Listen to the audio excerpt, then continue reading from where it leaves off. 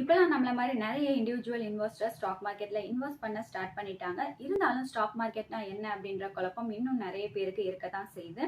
Bonds, government securities, மத்த கம்பெனிஸோட shares இந்த மாரி இன்னும் நெறைய ஃபினான்ஷியல் இன்ஸ்ட்ருமெண்ட்ஸ வாங்குறதுக்கும், விக்கிறதுக்குமான ஒரு காமனான பிளேஸ் தான் ஸ்டாக் மார்க்கெட். இந்தியாவை பொறுத்த அளவுக்கு 2 பெரிய ஸ்டாக் எக்ஸ்சேஞ்சஸ் இருக்கு. நேஷனல் ஸ்டாக் எக்ஸ்சேஞ்ச், அதுக்கப்புறம் பாம்பே ஸ்டாக் எக்ஸ்சேஞ்ச். இந்த எக்ஸ்சேஞ்சஸ்ல லிஸ்ட் ஆகியிருந்தா தான் அந்த கம்பெனிஸ் அவங்களோட ஷேர்ஸை விற்க முடியும் நமக்கு.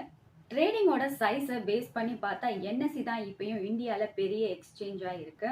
இந்த எக்ஸ்சேஞ்சஸ் அதில் லிஸ்டாக இருக்க கம்பெனிஸை தவிர இண்டெக்ஸ்னு ஒரு விஷயத்த ஃபாலோ பண்ணுறாங்க. அதாவது ஸ்டாக்ஸ் அதோட சைஸ் அப்படி இல்லைன்னா இண்டஸ்ட்ரி இந்த மாதிரி பர்டிகுலர் தீமை பேஸ் பண்ணி குரூப் பண்ணி வச்சிருப்பாங்க. இந்தியாவை பொறுத்த அளவில் சென்செக்ஸ், நிஃப்டின்னு 2 டைப்ஸ் ஆஃப் இண்டிசஸ் இருக்கு.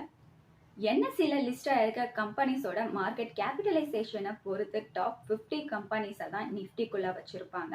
அதே மாதிரி பிஎஸ்சில லிஸ்ட் ஆயிருக்க கம்பெனிஸோட மார்க்கெட் கேபிட்டலைசேஷனை பொறுத்து டாப் 30 கம்பெனிஸை எடுத்து இந்த சென்செக்ஸ்ல வச்சிருப்பாங்க.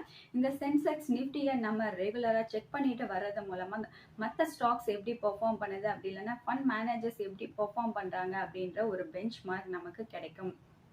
இந்த ஸ்டாக் எக்ஸ்சேஞ்சில் ரெஜிஸ்டர் பண்ணியிருக்க பார்ட்டிசிபென்ட்ஸாக இருக்கட்டும், இல்லை நம்மள மாதிரியான இண்டிவிஜுவலாக இருக்கட்டும், யாராக இருந்தாலும் இவங்க எல்லாரையுமே ரெகுலேட் பண்ணுறது செபி, அதாவது securities and exchange board of India. இப்போ நம்ம இருக்கோம், நம்மளோட புரோக்கர்ஸ் நமக்கு தெரியாமல் நம்மளோட ஷேர்ஸை வித்துட்டாங்க அப்படின்னாலும், இல்லை நம்மக்கிட்ட இருந்து அதிகமாக புரோக்கரேஜ் சார்ஜ் பண்ணியிருக்காங்க அப்படின்னாலும், நம்மளோட கம்ப்ளைண்ட்ஸை செபி கிட்ட தான் ரெஜிஸ்டர் பண்ணணும்.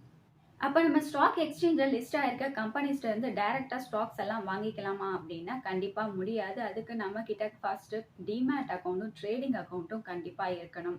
அதுக்கு நம்ம செபி கிட்ட ரெஜிஸ்டர் பண்ணியிருக்க புரோக்கர்ஸையோ இல்லை ஸ்டாக் எக்ஸ்சேஞ்சையோ கான்டாக்ட் பண்ணணும்.